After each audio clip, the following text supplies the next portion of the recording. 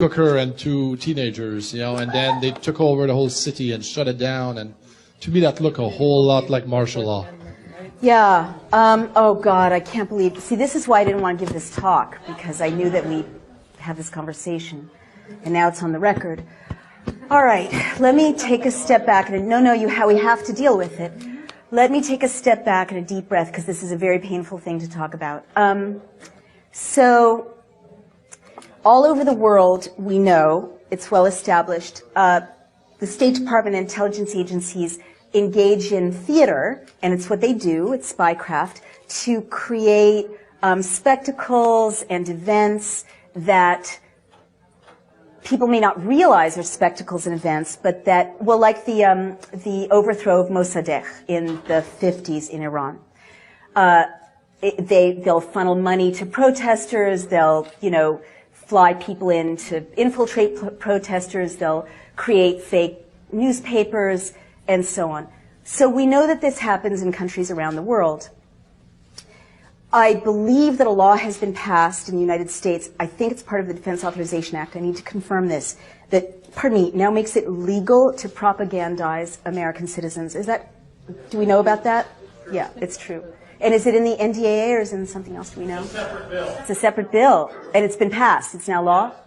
Do we know what 2 years ago. Do we know what the name of it is? I don't remember, but I reported on it. Oh, thank you. Will you send me the link? Yeah. Thank you.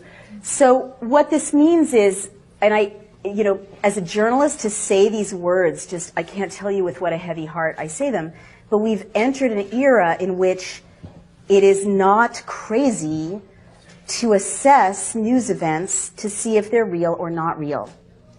And in the United States as well as overseas. And in fact, it's kind of crazy not to.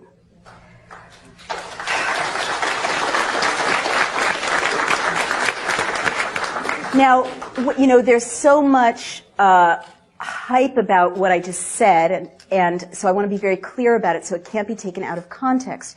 There's this kind of reflexive vilification of anyone speculating about that because they become a conspiracy theorist, right? Well, just bear with me. I've often thought about this because our intelligence agencies, I respect spies. Who are doing, before it got out of control, I believe we need intelligence. I believe we need intelligence agencies. I don't think there's anything dishonorable about being in the intelligence services if you obey the Constitution and the law.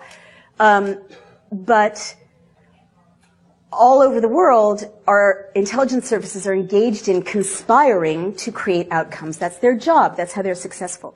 So now that it's illegal to propagandize in the United States, it doesn't surprise me that there's more and more products coming up in popular culture, more and more events in the news stream that seem to be, to my eye, to be subsidized. Let me give you some examples of that. I'm not talking about Boston right now. I'll get to that. We also talked earlier about infiltrators, right? And how they provoke violence. This is well established. So if we know that infiltrators by the police, NYPD, they've been documented, or other police forces, dress up like people they're not and provoke violence, why is it unthinkable that there might be spectacles that might drive an outcome in the news stream? Let me give you a couple of quick examples. And all I'm saying is we, unfortunately, and I have to say this to my fellow journalists as well, we've entered a time in which we need to be very skeptical about the news stream and look at it critically and ask for more verification and more inquiry. And that's just being good reporters. And it makes it like this. There's spectacle fed into the news media in China. There's spectacle fed into, like Chile. How did Pinochet, engage in his coup? He created photographs of a cache of weapons that the terrorists had, hidden. Was it real? Was it not? Most historians think it wasn't. I mean, this is not unusual, in the process of creating a closed society. So if laws have made it legal to assassinate American citizens and legal to propagandize them, why should it be crazy or weird to think that that might be for a reason, right? All right. I saw the movie Zero Dark 30, thank you very much. And I have worked on 2 presidential campaigns, so I recognize political talking points. And I wrote a piece saying, this reads like the Pentagon signed off on the script.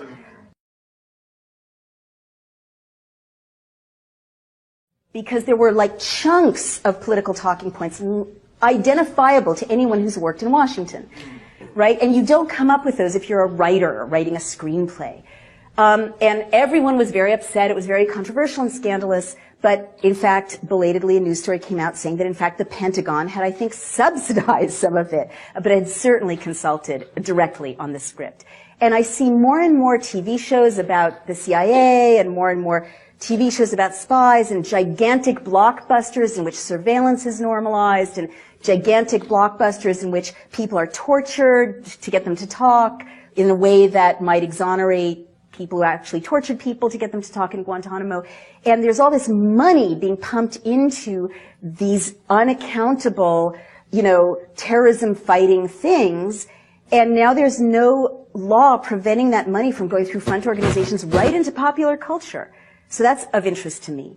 And so another thing I want to say, and there's so many people waiting to ask a question, but I just need to say this, is I'm skeptical of certain news events that seem more theatrical than the norm, or I want to ask questions about them. Because I was in CNN once recently, and they were reporting a story about a water skier who had been decapitated on a lake between Mexico and the United States, and it had something to do with a terrorism threat.